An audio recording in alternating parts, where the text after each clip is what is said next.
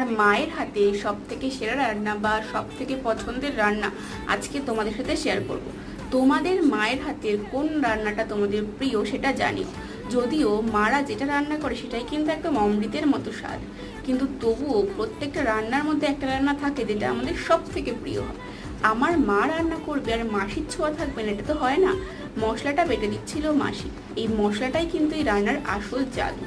মশলার মধ্যে দিয়েছিল কালো সর্ষে, সাদা সর্ষে, বেশ করে শুকনো লঙ্কা ও রসুন, সাথে মার এই মাখানো। এই মাখানোটাও কিন্তু মেন।